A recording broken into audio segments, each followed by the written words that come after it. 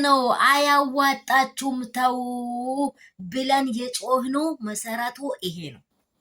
አያዋጣችሁም እባካችሁ አያዋጣችሁም። ይሄ መላ የሌለ ጉዞ አትጓዙ፣ ያለ ምንም ፍቃድ አትጓዙ የሚባለው ነገር ይሄ ነው። ገብታችኋል አይደለ? አንድ ሰው ስላለ አፋለው የሚያወራ ነው የሚያውቅ ነው ማለት አይደለም። አገሬ ሰው አፍ ያለው ጤፍ ይቆላል ይላል። ግን ሁሉም ሰው እንደዚህ ሆኖ የሚመጣው የአንድ ሰው ህይወት ሊያበላሽ እንደሆነ ሁላችን ተረድተናል። ገብቷችኋል አይደለ? አብራም ምንም አልሆንኩም፣ እናንተ ናችሁ እኛን የምትበጠብጡን። ልንሄድ ያሰብነው ስፍራ አለ። 1 ወር ይሁን 15 ቀን ቆይተን እንመጣለን ተቀጣጥረን ነበረ። እነርሱ ግን አስቀድሞ ቀጠሮ ይዟሉ። የሚብየውን ነገር ሁሉ ከፍሏሉ። ለምንድነው ማትለቁን? እኔ ዳና ነኝ ስል አንተ ዳና አይደለም፣ አንተን ውስጥ ላይ እኔ በራጃ ይቻለሁ የምል ሰው ቢኬርፉል። እንደዚህ ያለ ነገር በጣም ብትጠነቀቁና ለእናንተ መልካም ያልሆነ መንገድ ላይ እየሄዳችሁ እንደሆነ በደንብ ተረዳችሁ ማለት ነው። በደንብ ሰላም ቤተሰብ እንደምን ዋላችሁ? ሁሉ ሰላም፣ ሁሉ መልካም ነው ወይ?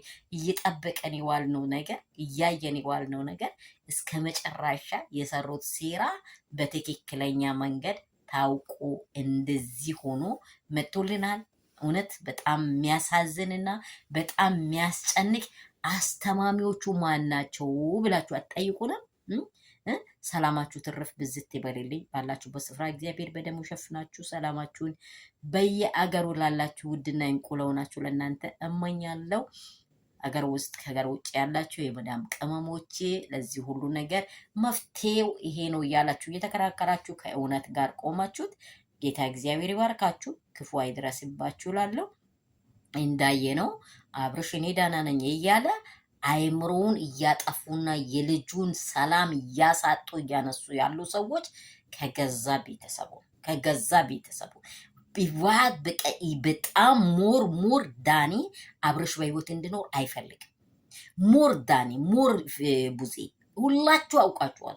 ሞር ቡዜ ሞር ዳኒ በጣም አብራም በህይወት እንዲኖር አይፈልጉም። ከዚች ምስቱ ጋር በህይወቱ ላይ ቀጥ ብሎ እንዲኖር ፈጽሞ አይፈልጉም። እነዚህ ሰዎች ደግሞ እስከ መጨረሻ ሩታ ከህይወቷ ካላወጣች የሷ ህይወት መቼም ቢሆን በአንድ ስፍራ ላይ እንዲቆም አይሰጡም። እነርሱ መላም የሰጡ ሰዎች አይደለም። ስለተሸነፉ አይታችኋል አይደለም? ተሸነፉ እኮ መንገድ ላይ ሲሄድን ይሄንን ነገር ምን ብዬ ይቀርባለሁ? የልጅ እናት ናት፣ ባሏ ነው፣ ምኖች ናችሁ ብሎ ህግ ይጠይቀናል። መጨረሻችን ያማረ አይሆንም። እባክሽ ቡዜ ሲሚኝ። በዛ ጭቅጭቅ ውስጥ ልጁ ፌንት ነቀለ ማለት ነው። አይታችኋል አይደል? በዛ ጭቅጭቅ ውስጥ በቃ ህይወቱ ላይ አሁንም ሌላ ጥቃት አብራም እንዲሞት የፈለጉ ማንም አይደለም፣ የገዛ እህቱ የገዛ ዘመዶቹ ናቸው። የምር ነው የምልሽ። እነዚህ ታኮ የገቡ የተከፈላቸው ሰዎች ናቸው። እንደዚህ ያለውን ክፋት ለማድረስ ነው ጥቃታቸው። ሩታ እንደምታሸንፍ 100 ሚሊዮን የምናወራው ለዛ ነው። ስሙት፣ ከጆሮአችሁ ኩክ አውጥታችሁ